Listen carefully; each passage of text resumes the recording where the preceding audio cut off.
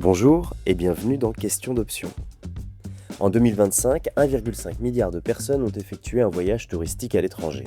Le secteur est en pleine expansion et cela provoque parfois des conséquences écologiques et sociales importantes. Des habitants expulsés par la montée des prix, la pollution plastique des océans ou des quartiers devenus complètement invivables. Alors, nous nous posons la question, le tourisme est-il devenu hors de contrôle ?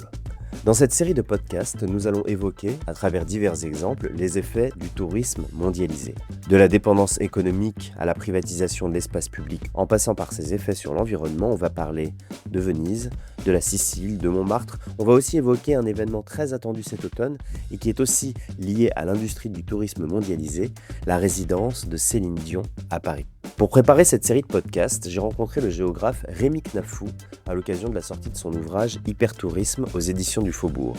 Selon lui, les divers phénomènes locaux de surtourisme sont en fait la conséquence d'un système global qu'il appelle hypertourisme.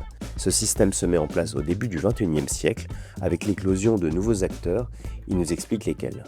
La mise en place depuis le début du XXIe siècle d'un nouveau mode de fonctionnement intimement lié à ce qu'on appelle le capitalisme de plateforme, c'est-à-dire ces grandes entreprises, que ce soit Booking ou que ce soit Airbnb, qui permettent la désintermédiation entre le client final qui est le touriste et puis les destinations. Autre élément de compréhension de fonctionnement de l'hypertourisme, c'est le rôle croissant des réseaux sociaux, devenus davantage des promoteurs et des prescripteurs de tourisme et de voyages touristiques. Le surgissement de tous ces nouveaux acteurs, la capacité qu'a le système à produire des saturations locales, ce qu'on appelle le surtourisme, la capacité du système à développer une croissance de type exponentiel, tout ceci aboutit à caractériser effectivement ce système touristique mondialisé que je propose d'appeler hypertourisme. Juste un chiffre pour illustrer la puissance de ces réseaux sociaux. 70% des utilisateurs de TikTok déclarent avoir déjà réservé ou avoir envisagé de réserver un séjour après avoir visionné un contenu vidéo. Pas étonnant que des lieux touristiques puissent être victimes de leur succès. Cefalù, c'est une ville de la côte sicilienne de 14 000 habitants. Enfin, officiellement, parce que pendant la saison touristique qui s'étend du printemps à l'automne, c'est bien plus. En 2025, près de 1 million de nuitées ont été recensées. Rémi Knafou revient sur l'origine de ce succès et nous raconte comment, dans cette petite cité sicilienne, les touristes ont pris le pouvoir. Alors, ce qui est intéressant avec Cefalù, c'est que c'est une ville qui existait bien avant le tourisme, et qui était un centre administratif et qui vivait la rente foncière, et qui, à partir du XXe siècle, et surtout la deuxième moitié du XXe siècle, lorsque dans les années 50, le Club Méditerranée a décidé d'y installer un premier village de paillotes à l'époque, est devenu progressivement touristique, enfin même assez brutalement touristique, mais pas à la même échelle que celle que j'ai pu constater. J'y suis retourné donc en septembre 2025. C'était un retour parce que la dernière fois, c'était 9 ans avant. Et donc, j'ai pu mesurer l'évolution de la fréquentation touristique du lieu et des modalités de la fréquentation touristique. Dans la vieille ville qui est bloquée au pied d'une montagne rocheuse, dans cette vieille ville, il y a des touristes qui sont non seulement plus nombreux, mais qui, en plus, sont assez souvent en groupe. Quand on est dans un groupe, on n'a pas le même rapport avec le monde extérieur, en particulier avec les autres personnes avec lesquelles on partage la rue, l'espace public. Et donc, on oublie les autres, on fait barrière dans une rue étroite et ça crée des perturbations.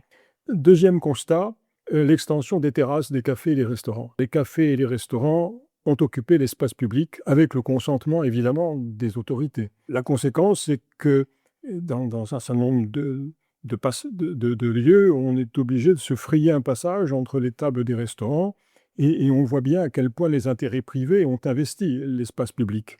Alors, d'autant plus que cet investissement ne se limite pas à un empiètement territorial via les tables et les chaises, mais aussi par un remplissage de l'espace sonore, dans la mesure où tous ces lieux sont sonorisés. C'est-à-dire que les cafés, les restaurants y vont leur sono, les magasins de street food, les plages également. Les plages en Italie sont essentiellement des plages privées, et comme les plages privées sont sonorisées, tout le monde en profite. Comme le lieu dans lequel je logeais donnait d'une part sur une des rues principales et d'autre part côté plage et port sur une petite plage qui est au fond du vieux port, qui était sonorisée aussi. La sonorisation était en stéréo, mais c'était pas la même musique qui passait évidemment d'un côté et de l'autre. Ceci pour dire que j'étais en plein cœur d'un lieu complètement investi par la fonction touristique. Une ville envahie par le tourisme, un espace sonore complètement saturé, mais que font les autorités locales pour tenter de réguler le phénomène ? Je me suis renseigné, en particulier j'ai vu que la municipalité avait entériné un décret réglementant le niveau de sonorisation de l'espace public. J'en ai tiré la conclusion que ce texte servait à camoufler l'impuissance de la puissance publique, laquelle ne mettait pas en œuvre le texte en question, puisque ça ne pouvait pas être plus fort que ce que c'était. L'une des places importantes de Cefalù, c'est la place qui est au pied de la cathédrale. Et juste à côté de la cathédrale, il y a le palais épiscopal. Et donc, j'ai pensé à l'évêque qui était là et qui, comme moi et comme d'autres, devait subir matin et soir, pendant la saison touristique, les assauts sonores des cafés et des restaurants. Et j'ai mis la main sur un texte récent, un sermon de l'évêque, qui concluait parce que le tourisme était un bien pour sa commune, mais qu'il fallait le gérer. J'ai été à la fois en présence d'un lieu visiblement investi, surinvesti, voire subverti par le tourisme, et des pouvoirs publics qui visiblement laissaient faire. Mais alors que devient l'expérience de la découverte d'un nouveau lieu, le plaisir d'être perdu ou d'être confronté à des habitudes différentes, lorsque tout est fait pour qu'on se sente chez soi ? Et si finalement, en ayant pris le contrôle, les touristes étaient les grands perdants de l'hypertourisme ? Le fait qu'on soit dans un lieu qui est assez petit, avec cette privatisation déjà notée de l'espace public, fait que le touriste se sent peut-être encore plus facilement, j'allais dire, chez lui, et non pas chez les autres. Parce que finalement, il voit bien à quel point il est dominant dans le lieu. Il voit bien quand il voit toutes ces tables de restaurants dans la journée et quand, aux heures des repas, notamment le soir, elles sont pleines de monde, il voit bien que ce sont les touristes qui sont les maîtres du lieu, ne serait-ce que quantitativement, et ça joue évidemment énormément. Et du coup, ça crée ou ça entretient un rapport au lieu qui est quand même assez différent, puisque quand on a le sentiment d'être dominant dans le lieu alors qu'on ne fait qu'y passer, ça crée quand même des conditions de fréquentation du lieu qui sont propres à ces hauts lieux touristiques. C'est ce qui se joue quand le processus qu'on appelle de touristification, c'est-à-dire de transformation, d'investissement du lieu par le tourisme, voire de subversion du lieu par le tourisme, atteint un certain degré.